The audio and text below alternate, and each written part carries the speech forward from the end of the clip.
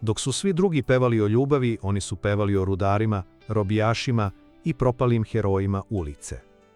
Zbog jedne rečenice izgovorene na koncertu, preko noći su postali državni neprijatelji. Nisu bili samo bend. Bili su čitav jedan pokret, filozofija ulice i brutalno iskrena hronika jednog vremena, prožeta ratovima, podelama i zabranama. Ovo je priča o tome kako je jedan običan sarajevski podrum stvorio muzički pravac koji je predvideo raspad Jugoslavije. Ovo je priča o zabranjenom pušenju i top listi nadrealista. Krajem 70-ih u ulici Fuada Midžića na Koševu, u stambenim zgradama izgrađenim posle rata, odrastali su klinci koji će za nekoliko godina puniti najveće dvorane u državi. Nenad Janković rođen je 62. Otac Srđan bio je profesor univerziteta u Sarajevu. Majka Vera, domaćica. U toj kući nije se pričalo o fudbalu, čitalo se, raspravljalo. Davor Sučić, godinu dana stariji, živeo je u istoj zgradi. Imao je dugu kosu i ploče koje su mu stizale iz inostranstva. Već tada je znao ko su Jimi Hendrix, Queen, Rolling Stones. Prvi instrument koji je Nenad uzeo u ruke bio je mali plastični autić. Kada je imao 5 godina, pretvorio ga je u gitaru. Prva pesma koju je čuo bila je She Loves You, Yeah, Yeah, Yeah. Od toga je zapamtio samo Yeah, Yeah, Yeah. Leta 77. jedan komšija iz Londona doneo je singl God Save the Queen. Dok su klinci igrali fudbal u dvorištu koje su nazvali Wembley, komšija je kroz prozor izbacivao zvučnike i odvrtao muziku do kraja. Tada su se prvi put začuli Sex Pistolsi. Probe su počele u podrumu zgrade. Čišćenje je trajalo danima. Bio je to depo konceptualne umetnosti. Našli su crkvene knjige, brojeve politike stare pola veka, kace kiselog kupusa i prazno bure za rakiju. Sve što su stanari godinama odlagali. Nazvali su ga zaborav. Bio je to egzil, beg od stvarnosti. Taj podrum nosio je pravo lice pobune.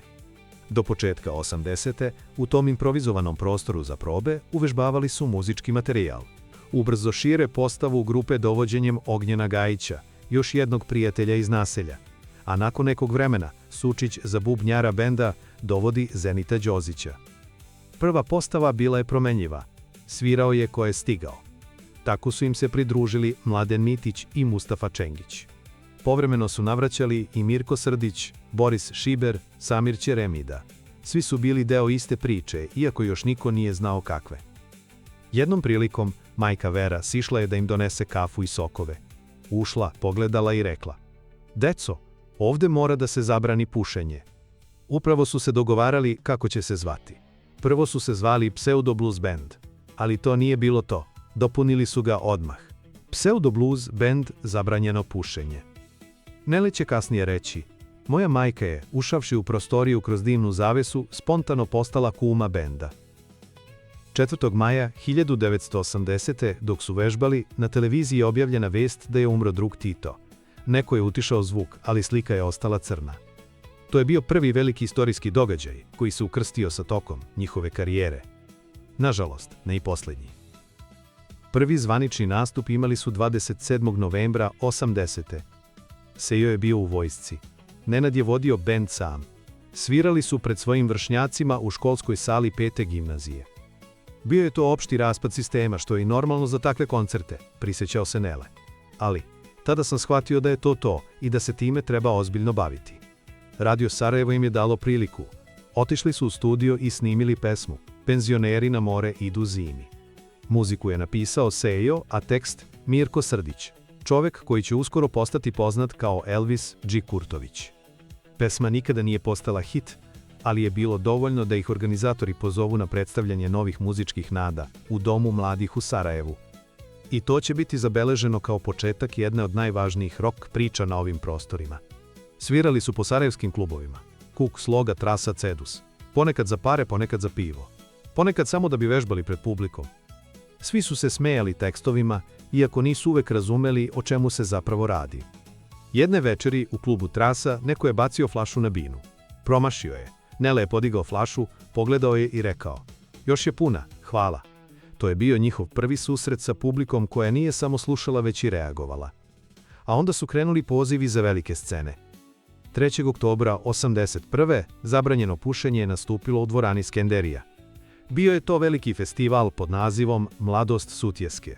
Rame uz rame sa tadašnjim najvećim zvezdama, uključujući Bijelo dugme, Indekse, Aerodrom, Zanu. Posle koncerta, Nele je rekao: u atmosferi gde se čeka glavna grupa, svaka predgrupa je žrtva. Ipak, taj nastup ih je povezao sa ljudima koji će kasnije postati njihova publika.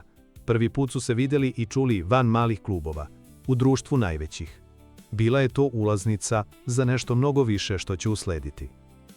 Dok je Zagreb već imao prljavo kazalište i parni valjak, a Beograd idole Šarla akrobatu i električni orgazam, Sarajevo je smišljalo nešto svoje. Novi primitivizam nije bio samo muzika. Bio je pokret, filozofija i iznad svega zajebancija.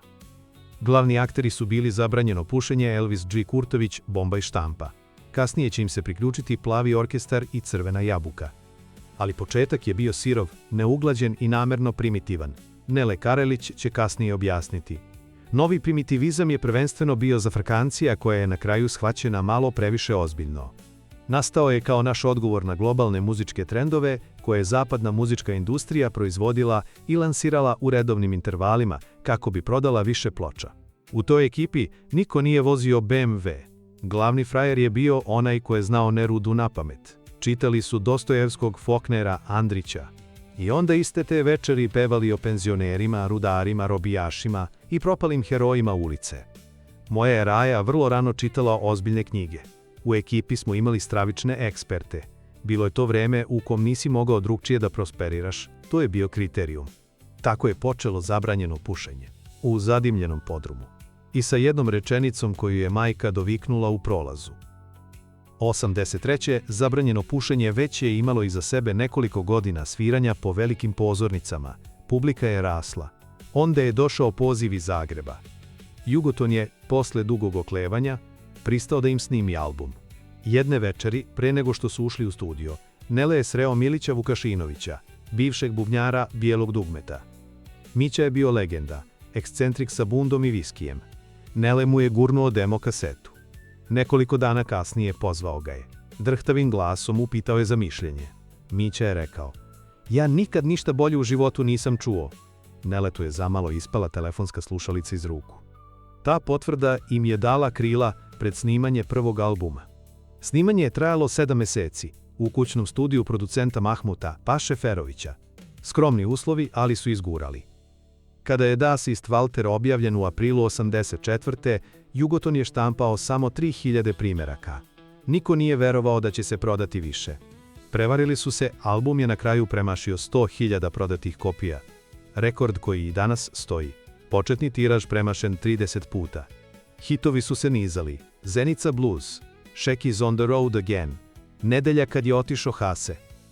Publika je prvi put čula pesme o robijašu iz zeničkog zatvora, o huliganu koji voli Hanku Paldum i mrzi hipike, o mangupima sa vratnika koji preziru zapad, o starom taksisti koji vozi samo noću. Goran Bregović, njihov najveći kritičar i najveći komplimentator, rekao je jednu rečenicu koja će se ponavljati decenijama. Jedini autentični jugoslovenski odgovor na punk. Neki kritičari su ih poredili sa Clashom. Drugi su govorili da su samo prostaci i primitivci. Ali publika je znala. Ovo je istina bez ulepšavanja. Turneja, koja je usledila, obuhvatila je 60 koncerata. Najveće dvorane u svim republikama. Beograd, Zagreb, Ljubljana. Skoplje, Novi Sad, Split, Rijeka. Svuda rasprodato. Na binu su izlazili u farmerkama i majicama. Bez scenografije, bez koreografije. Nele je skakutao kao Džeger. Sejo je držao gitaru kao da mu je produžetak ruke, a publika je pevala stihove koje je naučila napamet. U Beogradu, u hali sportova, 6.000 ljudi. U Zagrebu, u domu sportova, 12.000. U Sarajevu, na otvorenom, više desetina hiljada posetilaca.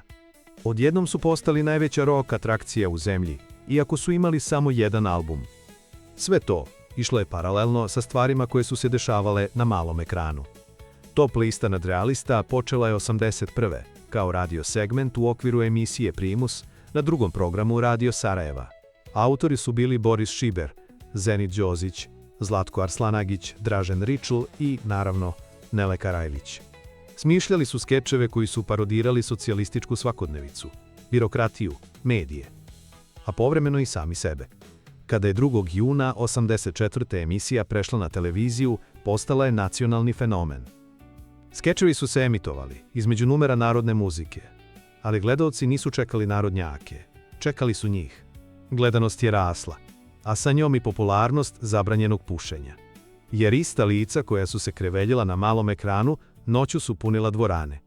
Mi smo ta neka, uslovno rečeno, prva generacija koja je, kad je rođena, znala šta je to radio i šta je televizor, rekao je jednom Nele. Emisija je postala toliko popularna da je u pojedinim trenucima gledanošću parirala Dnevniku. Ali vlasti nisu bile oduševljene. Novembra 1984. imali su nastup u Rijeci, 5000 ljudi u dvorani Mladosti. Tokom tonske probe pokvarilo se pojačalo. Nele se našalio, crko maršal. Zatim dodao, mislim na pojačalo. Šala je u tom trenutku prošla bez reakcije. Ali nekoliko dana kasnije riječki Novi list objavio je tekst pod naslovom Opak dim zabranjenog pušenja. Novinar Veljko Vičević napisao je: što se sve može plasirati pod maskom glupiranja i ishitrenog primitivizma, dokazali su na koncertu zabranjenog pušenja. Usledila je lavina. Nedeljni magazin Ven, koji je samo nedelju dana ranije proglasio zabranjeno pušenje za rock band godine, sada se ogradio od njih, izražavajući žaljenje zbog te odluke. Oslobođenje je pisalo o pljuvanju po stvarima koje su ovu zemlju učinile onim što jeste.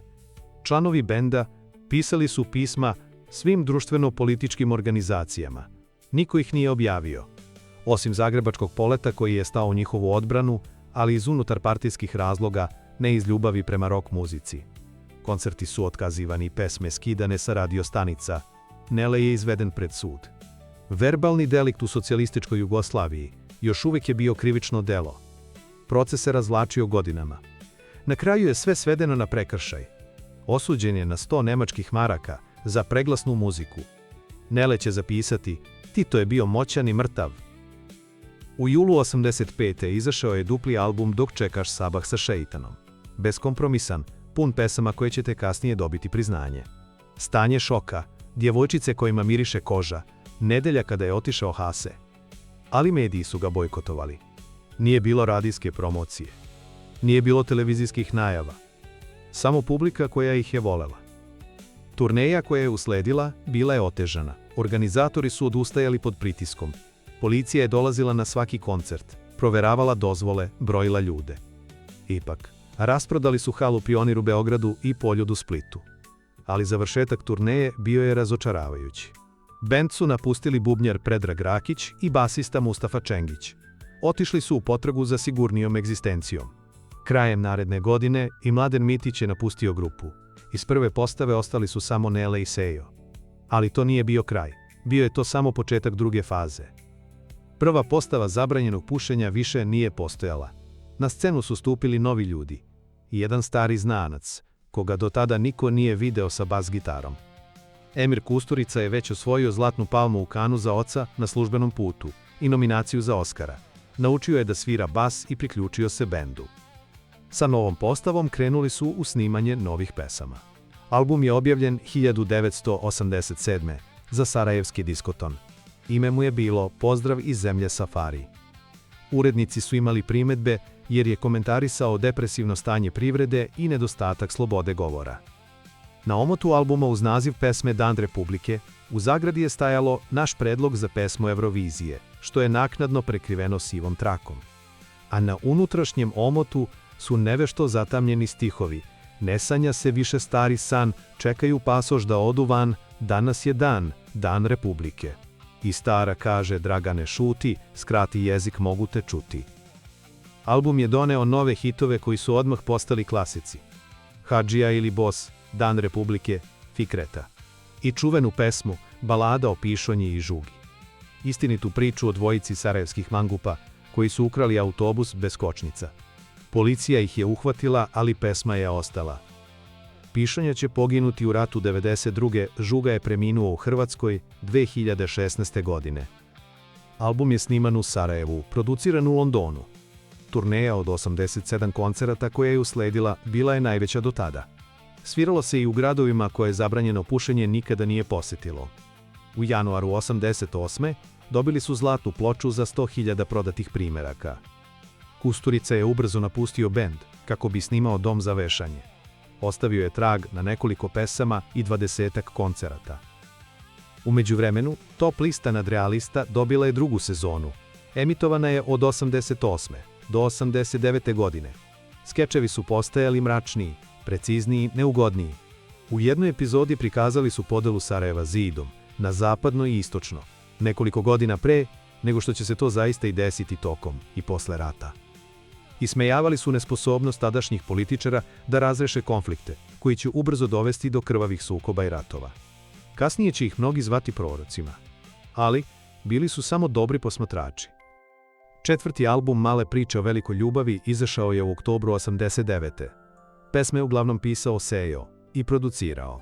Gostovali su operska pevačica Sonja Milenković, violinista Dejan Spar-Avalo i Goran Bregović, kao prateći vokal i gitarista. Hit Guzonjin sin odmah je postao klasik. Album je ostvario prosječan uspeh. Nije ponovio tiraž prethodnog, ali je doneo ono što je bendu trebalo. Nove pesme za koncerte i nove teme za razmišljanje. Početkom 90. krenula je zajednička turneja sa Top listom nadrealista i bendom Bomba i štampa. Zvala se Putujući zemljotres. Program je kombinovao teatar i rock and roll, kombinacija skečeva i svirke. 60-ak koncerata sa više od 200.000 posetilaca. Turneja je proglašena najuspešnijom na estradi te godine ispred Bijelog dugmeta i Lepe Brene. Koncert u sarajevskoj Skenderiji 17. februara 90. ostao je zapamćen po jednoj rečenici. Te večer je u Zetri, drugoj sarajevskoj dvorani, pevala Lepa Brena. Nele je Sabine poručio: "Bravo Raja, ovdje smo svi naši, a papci su na Zetri." Dvorana je eksplodirala. Skečevi su bili oštriji nego na televiziji. Bilo je to posljednje, veliko zajedničko pojavljivanje. Iako komercijalno najuspešnija turneja koju su ikada imali, Putujući zemljotres je samo produbio pukotine koje su se već nazirale. Odnos između Seje i Neleta bio je hladan već neko vreme. Različite vizije, različiti pogledi na to kuda bend treba da ide. I na kraju različiti pogledi na ono što se sprema. Krajem leta Sejo je rekao da više ne može da radi sa njim. Nije mu rekao da želi da Nele napusti bend. Rekao je samo da on odlazi. Sa njim otišli su i Darko Ostojić i Faris Arapović. Nele je ostao, ali i bend je stao. Treća sezona Top liste nadrealista emitovana je 91. godine. Skečevi su direktno opisivali ono što će se dogoditi. Rat, podelu, uništenje. U jednoj epizodi lik kaže: "Nemojte da brinete, može da izbije mir i uništi naš harmonični rat." Gledaoci su se još uvek smejali. Posljednja emisija emitovana je pred novu 1992. godinu. Zatim je usledio mrak. 3. aprila 1992. Nele je kupio avionsku kartu u Jatu. Ukrcao se sa četkicom za zube i kalodontom. Došao kod prijatelja u Beograd.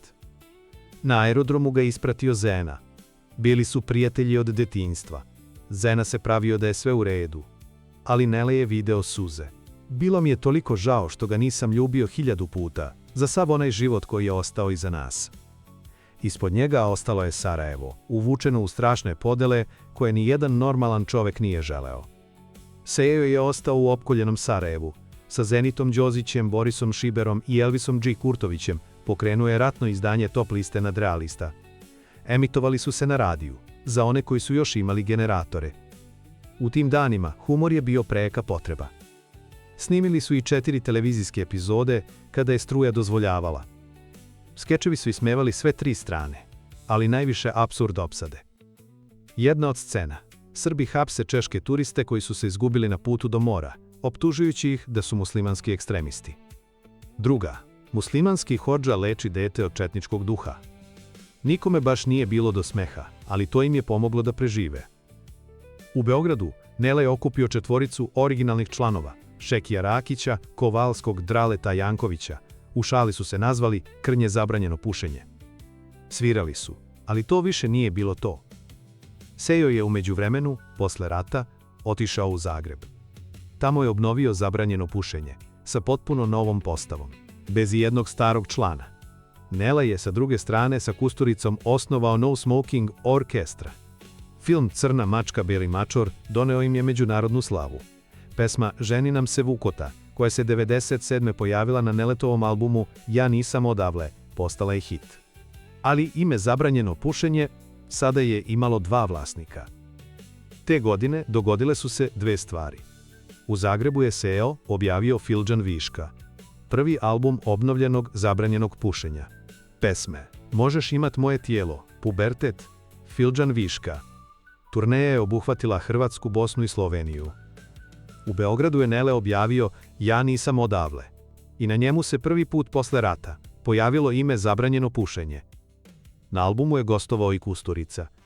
Hit Ženi nam se Vukota pokrenuo je novu karijeru. Dva benda, dva albuma, ista oznaka na omotu. SEO je zaštitio ime. Nele je nastupao kao dr. Nele Karajlić. Godinama su izbegavali direktan sukob. Svako je svirao svoje koncerte, svako je imao svoju publiku. Povremeno bi neko od njih u intervjuu rekao nešto, ali bez otvorenog rata. Nele je sa Kusturicom i No Smoking Orkestra obišao svet. Svirali su u New Yorku, Londonu, Parizu, Moskvi, Buenos Airesu, dobijali nagrade, punili dvorane.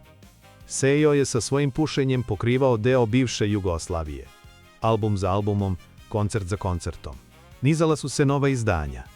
Agent tajne sile, Bog vozi Mercedes, Muzej revolucije, Radovi na cesti, Šok i nevjerica. Publika ih je i dalje volela, ali više ne na istom mestu. Sve je puklo 2023. godine. Nele je najavio koncert u Zagrebu. Projekat Rock El Clasico sa violinistom Stefanom Milenkovićem.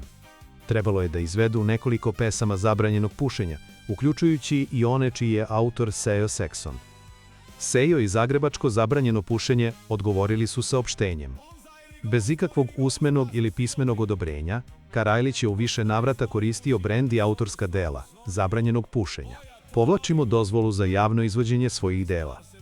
Nele je odgovorio otvorenim pismom koje se proširilo internetom. Podsjetio je da je ime dala njegova majka, da je on osnivač, da je publika kroz njega vezala bend za top listu nadrealista. Istina je da je SEO autor mnogih pjesama, ali isto tako je istina da sam autor mnogih pjesama i ja. Ali najveća istina je to da nije bilo onoga koji ih pjeva, od njih ne bi bilo ništa. SEO i ja se razilazimo pred sam rat, na njegovu inicijativu. Rekao mi je da ne može više da radi sa mnom. Nije mi rekao da želi da ja napustim pušenje.